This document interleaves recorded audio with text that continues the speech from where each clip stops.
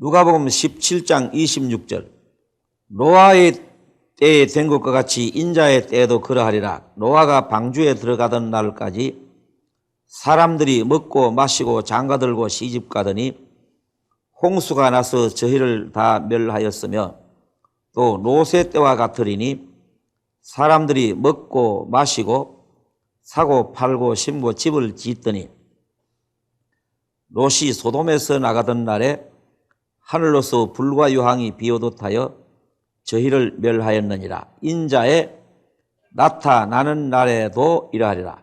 여기 인자는 예수님이 당신 자신을 가리켜 말씀하실 때에는 인자라고 하십니다. 그러니 예수님이 나타나시는 날, 예수님이 재림하시는 날을 노아의 때와 소돔 고모라 성 때와 같다, 이렇게 말씀을 하신 겁니다. 창세기 6장 1절입니다. 사람이 땅 위에 번성하기 시작할 때에 그들에서 딸들이 나니 하나님의 아들들이 사람의 딸들의 아름다움을 보고 자기들의 좋아하는 모든 자로 아내를 삼는지라. 여호와께서 가라사대 나의 신이 영원히 사람과 함께하지 아니하리니 이는 그들이 육체가 됨이라. 그러나 그들의 날은 120년이 되리라. 120년으로 하나님이 기한을 정했습니다. 넘어가서 9절부터 읽겠습니다. 노아의 사적은 이러하니라. 노아는 의인이요 당시에 완전한 자라. 그가 하나님과 동행하였으며 그가 세 아들을 낳았으니 셈과 함과 야벳이라. 때에 온 땅이 하나님 앞에 폐괴하여 강포가 땅에 충만한지라. 하나님이 보신즉 땅이 폐괴하였으니 이는 땅에서 모든 혈육 있는 자의 행위가 폐괴함이라.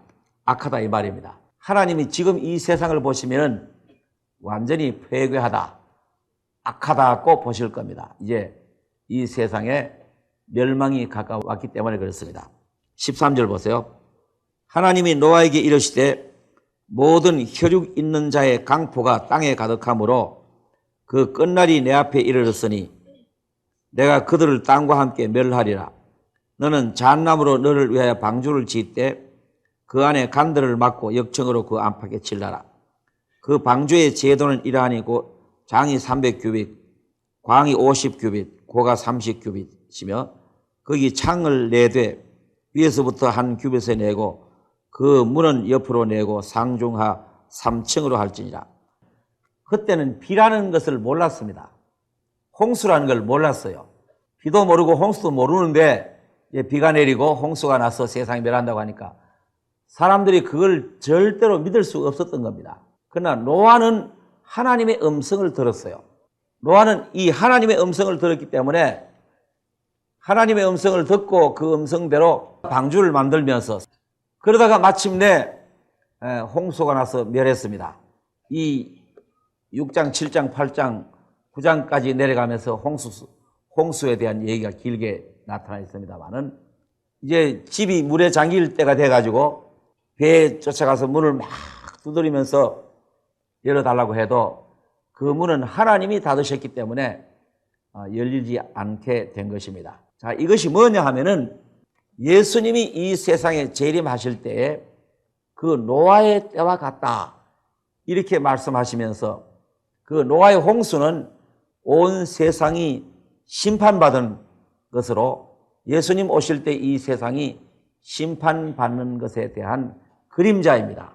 사람들이 성경을 믿지 않는 사람들은 물론이고 성경을 읽고 성경을 가지고 교회를 다니는 사람마저도 예수님의 재림에 대해서 별로 믿음을 가지고 있질 않아요. 또 어떤 사람은 심지어 하나님은 사랑이신 하나님이신데 사랑이신 하나님이 이 세상을 심판하실 수 있느냐, 그런 것은 없는 것이다, 이렇게 말하는 그런 신학자도 있고 그렇게 이제 믿는 사람도 있어요. 우리가 알아야 할 것은 하나님의 말씀은 항상 사실이니까요. 구원을 받고 그 이외에는 어디에 속한 거냐? 이 세상은 하나님께 속한 자냐 마귀에게 속한 자냐, 둘뿐입니다.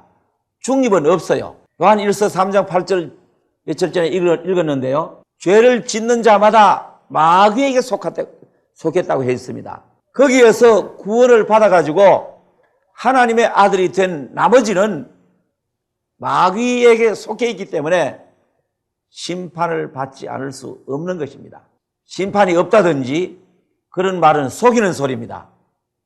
누가복음 17장 26절에 노아의 때에 된 것 같이 인자의 때도 그러하리라. 노아가 방주에 들어가던 날까지 사람들이 먹고 마시고 장가들고 시집가더니 홍수가 나서 저희를 다 멸하였으며 또 노세 때와 같으리니 사람들이 먹고 마시고 사고 팔고 심고 집을 짓더니 롯이 소돔에서 나가던 날에 하늘로서 불과 유황이 비 오듯 하여 저희를 멸하였느니라. 자, 이제 보세요. 예수님이 여기에서 사람이 강도짓을하고 뭐 그런 도둑질하고 살인하고 그런 흉악한 죄를 지었기 때문에 노아의 시대 사람들이 멸망했다라고 말씀하시지 않고 먹고 마시고 장가가고 시집가고 사고 팔고 심고 집을 짓더니 홍수로 멸망했고 소돔 고라성 하늘에서 유황불이 떨어져 다 멸망했다. 이렇게 말씀하십니다. 그러면은 먹고 마시고 장가가고 시집가고 사고 팔고 또 곡식 심고 그 다음에 집을 짓는 거 그게 죄란 말이냐? 여기 읽어보면은 그게 죄다 그렇게 말하고 있지 않아요. 모든 사람들이 아침 먹고 점심 먹고 저녁 먹고 그 다음에 식당에 가서 뭘 사 먹고 뭐 다 그렇게 하잖아요. 이게 무슨 말이냐 하면은 지금 이 세상에 사는 사람들이 이 생각이 항상 어디에 기울어져 있느냐 하면은 사람들이 두 사람이나 세 사람 모여도 한다는 그 얘기에 꽃을 피우는 그게 주로 뭐냐 하면은 오늘 어디 가니까 어느 식당에 가 음식 맛있더라 먹는 얘기하고 그 다음에는 어떤 백화점에 가니까 어떤 시장에 가니까 무슨 옷이 좋더라 하는 그 입는 얘기하고 그 다음에 또 누가 장가가고 시집 간다더라 하는 그런 얘기하고 모이면은 어디 놀러 갔는데 참 뭐 재미있더라 하는 그런 얘기하고 또 무슨 장사를 하는데 돈이 잘 벌리더라 하는 그런 얘기하고 만나기만 하면은 맨 그 얘기뿐이다 이거요. 그건 무엇을 말하냐 하면은 먹고 마시고 장가가고 시집가고 사고 팔고 심고 집을 짓는 얘기. 요즘 집 짓는 얘기 많죠. 그냥 집 한 칸 장만하려고 크게 쓰고 하는 온 신경이 그밖에 없다 이 말입니다. 그럼 그게 뭐 잘못된 거냐? 그게 죄란 말이냐? 죄란 뜻이 아니에요. 그것은 우리가 살아가는 현실입니다. 이 육신이 이 세상에서 살아가는 현실의 문제입니다. 그럼 무슨 말이냐? 마음이 현실에만 완전히 잡혀 있는 거예요. 자기의 이 심령 안에 있는 이 영혼이 멸망받는지 지옥 가는지 그건 전혀 관심이 없고 어떻게 하면은 현실의 육신이 살아가는 현실이 어떻게 되느냐? 물가가 어떻게 되느냐? 음식이 어떻게 되느냐?